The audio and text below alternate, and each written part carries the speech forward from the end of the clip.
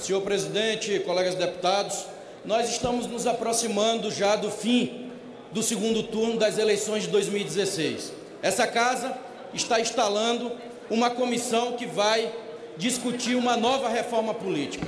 E eu quero trazer aqui um tema importante, que é a questão dos institutos de pesquisa, senhores parlamentares congressistas.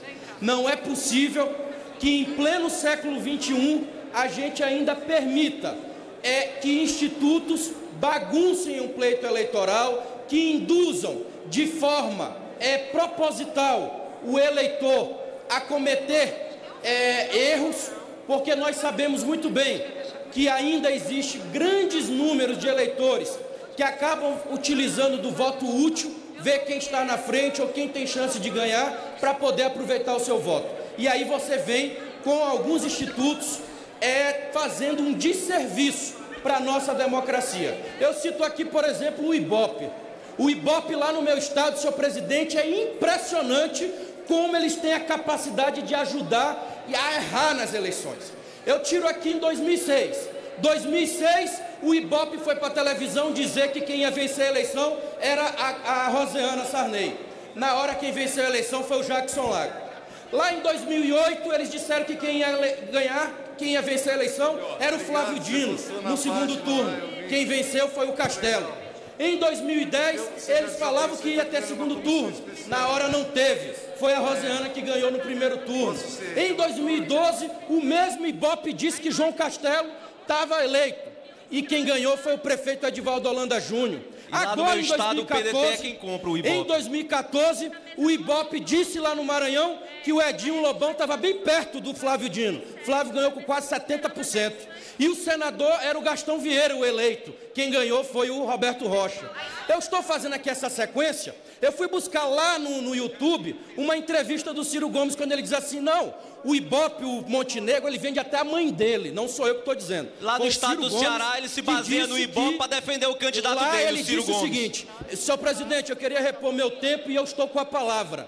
A palavra é do PDT e o tempo eu falo o que eu quiser. A tribuna me permite isso. Lá no Ceará, na eleição passada, a mesma coisa. O IBOP foi lá e prejudicou o nosso candidato, que era o Heitor. Lá o IBOP deu com 12%, abriu as urnas, ele tinha 22%. Por causa de 2% ele não foi para o segundo turno. E agora, nessa eleição, o nosso prefeito vai vencer a eleição lá, assim como São Luís.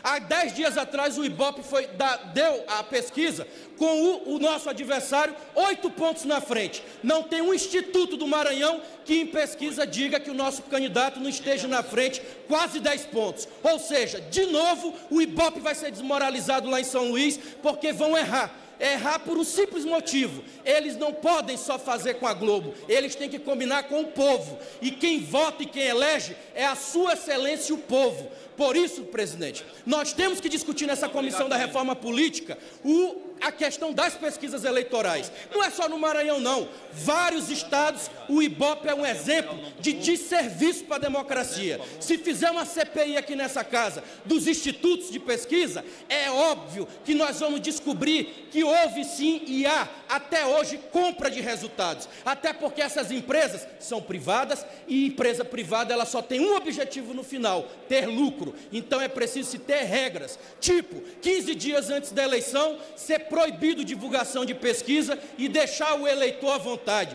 para que as campanhas eleitorais tenham suas pesquisas internas para fazer as suas táticas e estratégias eleitorais. Na passada ganhou o candidato do Ciro Gomes, Roberto Cláudio, usando o IBOP.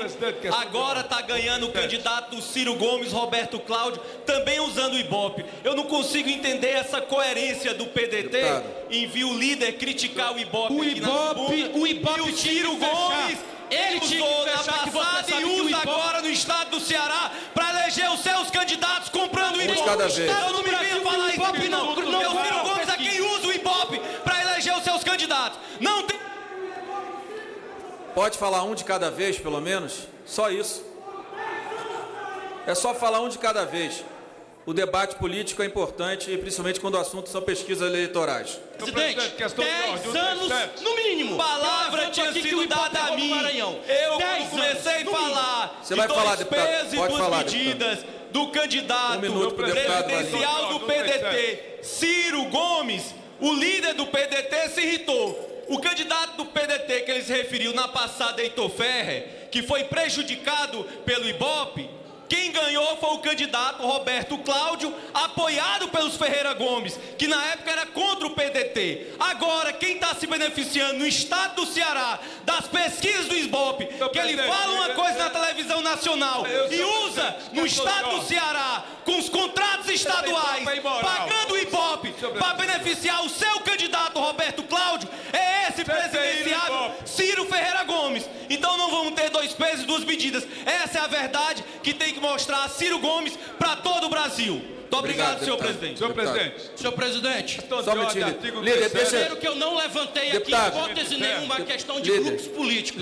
O que eu estou trazendo de denúncia aqui nessa casa, com essa comissão da reforma política teremos que discutir sim, qual é o desserviço que os institutos prestam para a democracia desse país. A questão dos grupos políticos, esse é o de menos. Por exemplo, o grupo do Ciro Gomes no Ceará, eu não vou nem precisar comentar, porque basta ver o resultado do primeiro turno. Majoritariamente o PDT no Ceará saiu vitorioso. E agora no segundo turno também na capital Fortaleza. Então eu não vou nem discutir isso. Na urna a gente resolve o problema.